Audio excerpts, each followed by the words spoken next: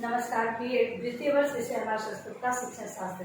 और आज हम लोग हमारे जो टॉपिक की बात करने वाले हैं वो संस्कृत की पाठ्य पुस्तक के बारे में बात करने वाले हैं। क्या संस्कृत की पाठ्य पुस्तक हम लोग आप लोगों ने सभी ने देखी है। राष्ट्रीय विद्यालयों की अगर हम बात करें तो कक्षा 6 से संस्कृत की पुस्तक का पठन करवाया जाता है विद्यार्थियों को, मतलब कि संस्कृत विषय कक्षा 6 से विद्यार्थी लेते हैं। और अगर प्राइवेट सेक्टर की बात करें तो प्रथमा कक्षा से ही संस्कृत विषय विद्यार्थियों को पढ़ा दिया जाता है। और ये पठन का जो कार्य, शिक्षण अध्यापन का जो कार्य है वो पाठ्य पुस्तक के माध्यम से ही संभव होता है, क्योंकि एक अध्यापक है उसको के जो पुस्तक है वो सही राह बताती है या मार्गदर्शक का कार्य है वो पुस्तक करती है। दूसरी बात, जो विद्यार्थी है, जो विद्यार्थी अपने अभ्यास हेतु पुस्तक का सहारा लेते हैं, क्योंकि संस्कृत मातृभाषा नहीं होने के कारण विद्यार्थियों के अंतर्गत उसकी समझ को विकसित करने में काफी समय लगता है। यदि अगर पुस्तक भी नहीं होगी तो वो सही समय पर सही जानकारी प्राप्त नहीं कर पाएंगे, क्योंकि अगर कोई भी अगर कठिनाई आएगी तो पुस्तक उनके सामने है और पुस्तक को सहारा लेते हुए उस समस्या का वो हल ढूंढ लेंगे। इसलिए जो पाठ्य पुस्तक है वो विद्यार्थी जीवन में बहुत ही महत्व रखती है। आइए उसी से संबंधित कुछ चर्चा इस वीडियो के माध्यम से आज हम लोग करेंगे। तो पाठ्य पुस्तक की सबसे पहले हम परिभाषा को जानेंगे।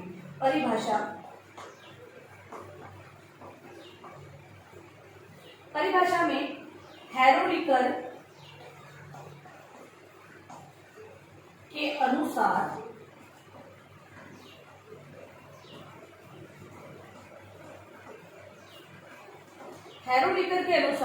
पाठ्य पुस्तक ज्ञान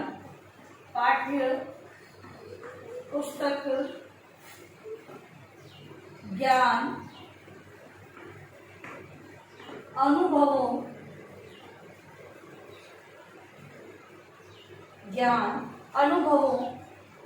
भावनाओं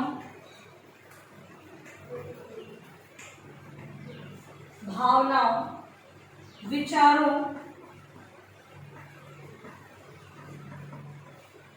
तथा प्रवृत्तियों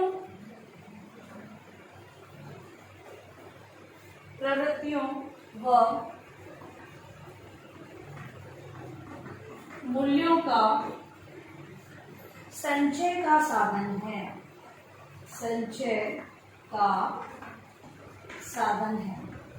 समझेंगे। जो हैरोलिकर है उनका कहना है कि पाठ्य पुस्तक ज्ञान अनुभवों भावनाओं विचारों और प्रवृत्तियों मूल्यों का संचय होता है इकट्ठा करना, और पुस्तक के अंतर्गत विभिन्न प्रकार के ज्ञान को एकत्रित किया गया होता है, विभिन्न अनुभव सम्मिलित होते हैं, भावनाओं का समावेश विभिन्न प्रकार के पाठों के माध्यम से किया जाता है, विभिन्न प्रकार के विचारों का समावेश, विभिन्न प्रकार की प्रवृत्तियां, जो नैतिक मूल्य आदर्श है उनका समावेश। तो इनका कहने का मतलब ये है कि पाठ्य पुस्तक में वो सभी ज्ञान समाहित होता है जो कि एक विद्यार्थी जीवन में विद्यार्थियों को के व्यवहार में होना चाहिए। ठीक है, तो उनके व्यवहार में परिवर्तन लाने हेतु पाठ्य पुस्तक में इस प्रकार के ज्ञान को सम्मिलित या समावेश किया जाता है। अगली परिभाषा है हल आर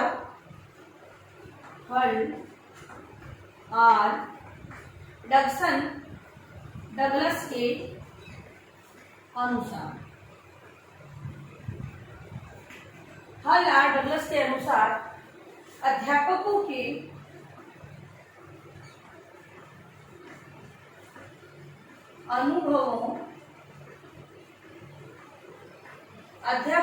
अनुभवों एवं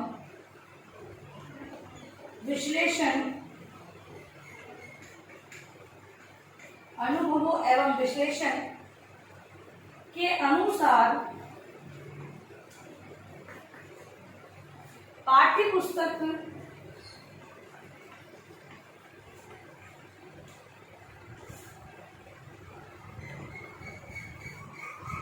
पढ़ने का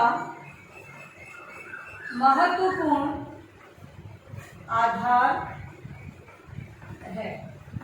अगर हम बात करें हल आर डगलस के अनुसार तो इन्होंने बताया है कि अध्यापकों के अनुभवों एवं विश्लेषण के अनुसार पाठ्य पुस्तक पढ़ने का महत्वपूर्ण आधार है। मतलब कि जो भी रिसर्च की गई है उन आधार पर ज्ञात होता है कि पाठ्य पुस्तक को जो अध्यापक है वो क्या मानते हैं, वो ये मानते हैं कि हमारा पढ़ाने का और विद्यार्थियों के पढ़ने का आधार क्या है, वो पाठ्य पुस्तक है। ठीक है, तो ये दो परिभाषाएं ध्यानपूर्वक आप लोग लिख लेंगे तथा इसे याद भी कर लेंगे। अब हम बात करेंगे पाठ्य पुस्तक के बारे में, संबंधित जानकारी या अर्थ के बारे में जानेंगे। तो प्राचीन जो शिक्षा होती थी वो मौखिक होती थी, सभी लोगों को पता है कैसे मौखिक होती थी। तो गुरु उपदेश देता था और विद्यार्थी उसका श्रवण करते थे और उसको व्यवहार में लाते थे। शिक्षा का ये था पुरानी जो, और अगर शिक्षा पद्धति की बात करें तो वहां पर वर्ण व्यवस्था के आधार पर ही शिक्षा प्रदान की जाती थी। और आज का जो समय है, इस समय के आधुनिक समय की यदि हम बात करते हैं तो समय बहुत ही परिवर्तित हो चुका है। शिक्षा का अधिकार सभी को है, यहाँ तक कि सरकार तो जो 6 से 14 वर्ष के बच्चों को निःशुल्क और अनिवार्य शिक्षा का जो लक्ष्य लेकर चल रही है, उस लक्ष्य को ध्यान में रखकर सभी विद्यार्थियों, सभी जो बालक बालिका है उनको पूर्ण रूप से शिक्षित किया जा रहा है, एक ही शिक्षा कार्य करवाया जा रहा है। जो आज जो शिक्षा पद्धति है, हम और आप लोग देख रहे हैं कि आज ऐसी जो कठिन समस्या है, यहाँ पर हम लोग ऑनलाइन भी पढ़ रहे हैं, तो यहाँ पर क्या हो रहा है, हम लोग बोल रहे हैं और आप लोग सुन रहे हैं, वो प्राचीन जो चल रही थी परंपरा आज भी ये लौट कर आ रही है। तो शिक्षा की जो पद्धति है वो वैसे पहले मौखिक थी, बाद में लिखित, मौखिक और लिखित रूप दोनों में आई। तत्पश्चात आज हम लोगों को ये सारा वातावरण है, तो इसके साथ हम लोग केवल कह रहे हैं और आप लोग इसका श्रवण कर रहे हैं। ठीक है, और अब जो पद्धति विद्यालयों के अंदर चल रही है, हम लोग ऑफलाइन क्लासेस के अंदर क्या करते हैं कि शिक्षक पढ़ाता है और विद्यार्थी उसको सुनते हैं। हमने विद्यालयों में देखा होगा तो संस्कृत शिक्षण है, शिक्षक के हाथ में पुस्तक होती है। ध्यान रखें कि भाषा की जो क्लासेस होती है वहां पर शिक्षक खुद भी किताब लेगा और विद्यार्थियों के समूह की किताब होनी अनिवार्य है, क्योंकि भाषा शिक्षक विद्यार्थियों को जो भी पढ़ाएगा, क्योंकि भाषा का ज्ञान विद्यार्थियों को अगर एक बार उसने गलत सीख लिया या अशुद्धि को अपना लिया तो लगातार वो अशुद्धियों को रिपीट करता चला जाएगा। इसलिए भाषा शिक्षक ध्यान रखें कि खुद के पास भी पुस्तक होनी चाहिए, तथा विद्यार्थी के पास भी पुस्तक हो, तभी वो शिक्षण कार्य करवाए। और जहां पर अशुद्धियां हो रही है उन अशुद्धियों को ब्लैक बोर्ड पर लिखे तथा विद्यार्थियों को समझाए। तो अगर हम प्राचीन की बात करें तो वहां पर पाठ्य पुस्तक की ज्ञान नहीं, गुरु है वो उपदेश देता था। वो उपदेश किताबों से नहीं, वो उनके स्वयं के समझे हुए व्यवहार में लाए हुए उपदेशों को विद्यार्थियों के सामने प्रस्तुत करता था और विद्यार्थी उसे व्यवहार में लाते थे। और आज की जो प्रणाली है वो हम लोग और आप लोग उससे अवगत है कि किस प्रकार शिक्षा दी जा रही है। तो एक अध्यापक को ये सारी चीजें ध्यान रखनी है कि आज जो है वो पाठ्य पुस्तक का महत्व बढ़ चुका है और उसी के माध्यम से विभिन्न प्रकार की, केवल एक जो बच्चों की जो किताब है उसी को सहारा लेते हुए नहीं, अन्य पुस्तकों को सहारा लेते हुए विभिन्न प्रकार का जो ज्ञान है पत्र पत्रिकाओं में है, समाचारों में हम सुनते हैं, विभिन्न प्रकार के जर्नल जो छप रहे हैं उसमें ज्ञान है, बहुत सारी लाइब्रेरियां हैं उनमें पुस्तकों से संपूर्ण ज्ञान भरा हुआ है, वहां से ज्ञान। एक अध्यापक है, ये क्यों बताया जा रहा है, पाठ्य पुस्तक के बारे में आप लोगों को क्यों बताया जा रहा है, कि एक शिक्षक है वो आगे शिक्षण का कार्य, आप लोग जाकर आगे शिक्षण का कार्य करवाओगे। ठीक है, तो आपको ये ज्ञान होना चाहिए कि आप ज्ञान है वो कहाँ से ले सकते हो। केवल पुस्तक आधार तो मान ली गई है, हमने देखा कि हरा डगलस ने भी कहा कि पुस्तक को आधार माना है शिक्षक ने, शिक्षक का आधार है, लेकिन केवल एक ही पुस्तक नहीं, उससे संबंधित बहुत सारी सहायक पुस्तकें भी हो सकती है जिसके माध्यम से एक शिक्षक है कक्षा के अंतर्गत अपना जो शिक्षण का कार्य है वो और भी प्रभावी और रुचिकर बना सकता है। अब हम बात करेंगे पाठ्य पुस्तक के महत्व की। पाठ्य पुस्तक का महत्व, क्या महत्व रखती है, तो महत्व की चर्चा अगर हम करते हैं तो पहला है सूचनाओं का संग्रह, सूचनाओं का संग्रहण। जो पाठ्य पुस्तक पाठ्य पुस्तक में सूचनाएं संग्रहित होती है इसलिए भी वो महत्व रखती है और वो सारी सूचनाएं एक अध्यापक के लिए अनुभव प्रदान करती है। इस हेतु जो सूचनाओं का संग्रहण के रूप में हम इसका महत्व देख सकते हैं। अगला है शिक्षक के लिए मार्गदर्शन का कार्य, शिक्षक के लिए मार्गदर्शन का, सभी जानते हैं कि आगे के लिए अध्यापक को आगे क्या करना है, किस प्रकार पढ़ाना है, वो राह क्या है वो पुस्तक दिखाती है। फिर है ज्ञानार्जन का सर्वसुलभ और मितव्ययी साधन।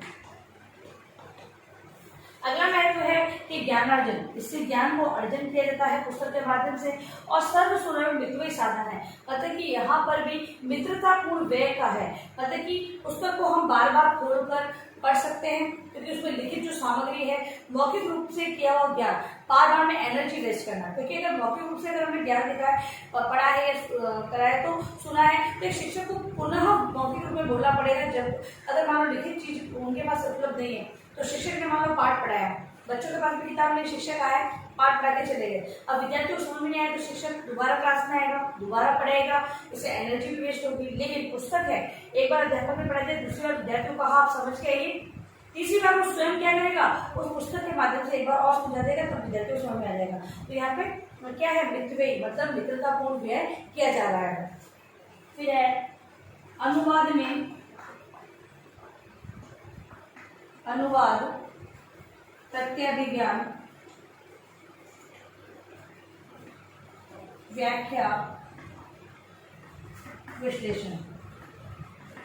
पाठ्य पुस्तक के माध्यम से किसी भी चीज को विश्लेषित करते हुए बताया जा सकता है, व्याख्या की जा सकती है, उससे प्रति ज्ञान से संबंधित सारे ज्ञान है उसको प्राप्त किया जा सकता है। फिर है अनुवाद, अनुवाद में भी सरलता रहती है पाठ्य पुस्तक के माध्यम से। एक अध्यापक जब अनुवाद करा रहा है, विद्यार्थियों को भी अगर समझना है तो वो उस पेंसिल के द्वारा पुस्तक में निशान लगा देंगे, उसके अर्थ को लिख देंगे ताकि उन्हें समझ में आए। तो व्याख्या भी पुस्तक के माध्यम से बहुत अच्छे तरीके से की जा सकती है। अब अगला है समय शक्ति का सदुपयोग, समय एवं शक्ति का सदुपयोग।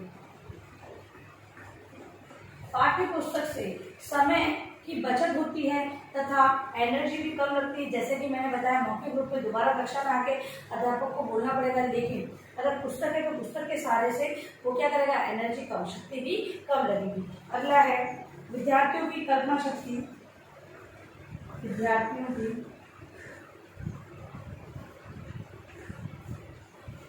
कल्पना शक्ति, तर्क शक्ति का विकास। अगला महत्व है कि विद्यार्थी है, पाठ्य पुस्तक उनके सामने है, कोई भी चीज समझ में नहीं आ रही तो तुरंत अध्यापक से पूछ लेगा। संबंधित विषय वस्तु के बारे में वो जानकारी रखते हैं तो उसमें तर्क भी कर सकते हैं वो, और अपनी कल्पनाओं के आधार पर उससे संबंधित जानकारी भी दे सकते हैं। तो ये सारी चीजें कब विकसित होगी, जब उनके पास लिखित रूप में कोई सामग्री उपलब्ध होगी, तभी वो अपनी बात को अध्यापक के समक्ष कर सकेंगे। तो पाठ्य पुस्तक में वो विद्यार्थियों की तर्क शक्ति और कल्पना शक्ति का भी विकास करती है। अब पाठ्य पुस्तकों के प्रकारों की बात करें तो जो पाठ्य पुस्तकें हाल ही में हमारे शिक्षण के अंतर्गत उपलब्ध है, तो पाठ्य पुस्तकें कौन कौन सी चल रही है। तो पाठ्य पुस्तक के प्रकारों की बात करेंगे। प्रकार पहला है संस्कृत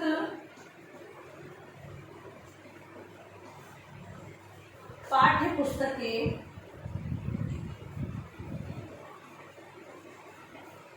गद्य पद्य संग्रह, गद्य पद्य संग्रह पहली पुस्तक गद्य पद्य संग्रह। दूसरी संस्कृत व्याकरण पुस्तक, संस्कृत व्याकरण पुस्तक उपलब्ध है सारी पुस्तकें, ठीक है पुस्तक।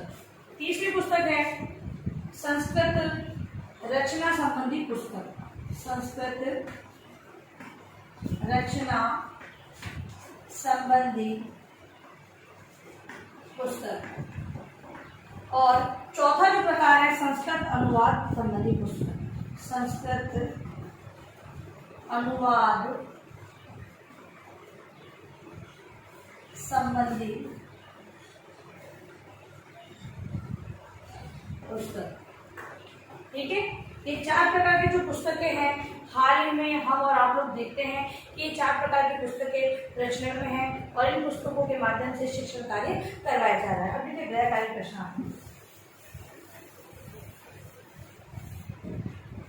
गृह कार्य जितना मैंने समझाया है वो सब आपको एक निबंधात्मक प्रश्न के उत्तर के रूप में लिखना है। संस्कृत पाठ्य पुस्तक